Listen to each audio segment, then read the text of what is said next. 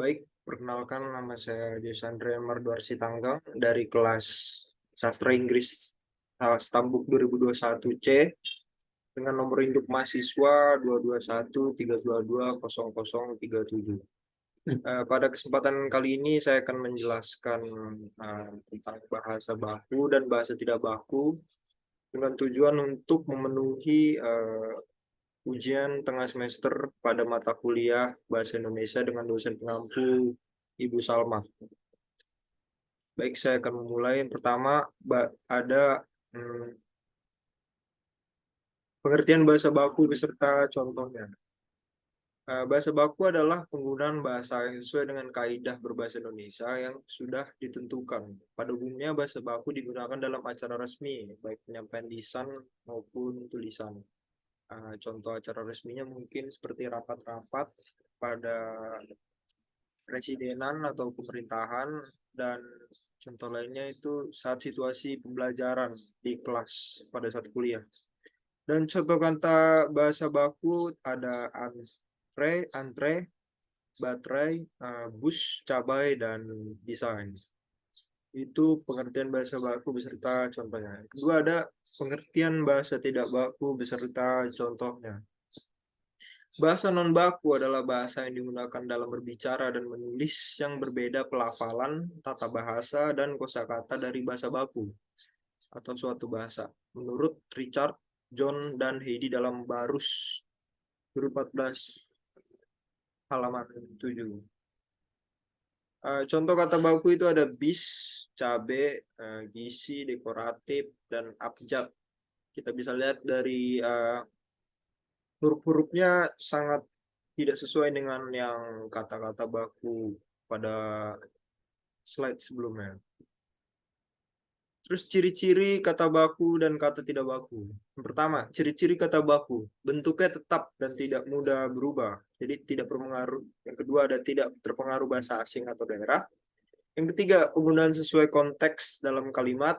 Dan yang terakhir, memiliki arti yang pasti, tidak rancu dan tidak berlebihan. Yang kedua, ada ciri-ciri kata tidak baku. Yang pertama, bentuknya mudah berubah-ubah dan dipengaruhi oleh zaman dan waktu. Kedua, dipengaruhi oleh bahasa daerah dan bahasa asing. Yang ketiga, bahasa yang digunakan merupakan bahasa percakapan sehari-hari dan memiliki arti yang sama meski terkesan berbeda dengan bahasa baku. Jadi itu dia ciri-ciri kata baku dan kata tidak baku. Yang keempat, fungsi kata baku dan kata tidak baku. Fungsi dari kata baku biasanya digunakan dalam penulisan formal untuk memberikan kesan tertentu serta menyampaikan maksud dengan jelas dan detail atau rinci. Kata ini juga digunakan oleh para pejabat, peneliti, maupun kaum intelektual lainnya saat menyampaikan sesuatu atau pesan. Jadi yang biasa menggunakan kata baku ini pada umumnya orang-orang yang penting, pejabat, peneliti, ataupun kaum intelektual. Nah, di lain sisi, kata tidak baku lazim digunakan dalam percakapan sehari-hari atau dalam tulisan yang bersifat tidak resmi seperti dalam pesan singkat. Kata tidak baku sering ditemukan dalam interaksi sehari-hari karena terpengaruh oleh budaya tutur yang berkembang di masyarakat. Contohnya mungkin seperti kita saat berbicara dengan teman sebaya kita, kita pasti menggunakan kata yang tidak baku, tidak pernah kita menggunakan kata yang baku. Itu akan terdengar sangat aneh jika kita menggunakan kata baku saat cakapan sehari-hari. Perbedaan kata selanjutnya ada perbedaan kata baku dan kata tidak baku. Yang pertama, kata baku. Kata baku adalah kata yang digunakan sesuai dengan kaidah bahasa Indonesia yang telah ditentukan. Sebagai sumber utama bahasa baku adalah Kamus Besar Bahasa Indonesia. Kata baku digunakan dalam kalimat resmi, baik lisan maupun tertulis, dengan pengungkapan gagasan secara tepat. Contohnya seperti yang di slide pertama tadi, ada cabai, November, dan aktivitas. Jadi inilah kata baku. Kalau misalnya tidak bakunya, cabai jadi cabai, November huruf V-nya menjadi huruf P, dan aktivitas biasanya pakai P di huruf V-nya. Itu kalau misalnya kata tidak bakunya. Selanjutnya ada kata tidak baku. Kata tidak baku adalah kata yang digunakan tidak sesuai dengan kaidah bahasa Indonesia yang ditentukan. Kata tidak baku digunakan dalam percakapan sehari-hari atau bahasa tutur. Contohnya cabe, abjad, aktivitas. Cabe seperti contoh sebelumnya, huruf yang benarnya itu ada i-nya di akhir kata, dan abjad itu harus pakai huruf D bukan T, dan aktivitas pakai huruf V bukan F.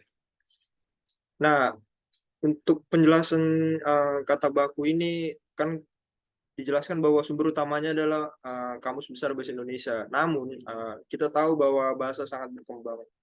Ditambah lagi KBBI pada saat ini sudah mengalami beberapa revisi dan terdapat kata-kata baru di dalamnya.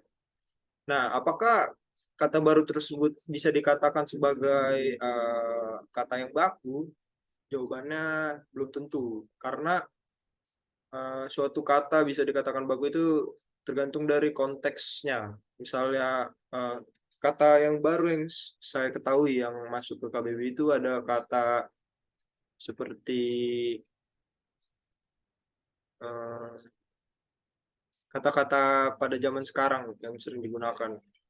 Kata tersebut jika konteksnya dikaitkan dengan acara formal atau acara-acara kepentingan atau surat-surat resmi itu sangat tidak layak dipakai walaupun itu masuk ke KBBI, karena sudah ada aturan-aturan atau kaidahnya dalam surat resmi dan uh, secara lisan, acara-acara berkepentingan secara lisan itu sudah ada kaidahnya untuk menggunakan bahasa baku.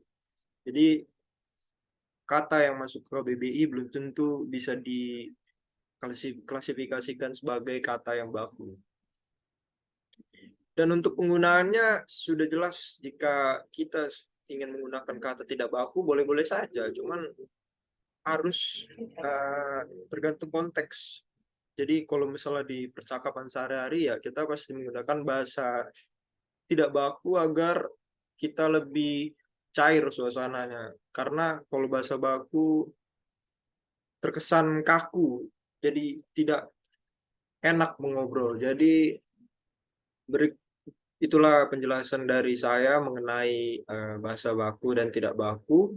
Nama saya Jus Andrian dari kelas Sastra Stambuk 2021C dengan NIM 22132200037. Sekian presentasi saya.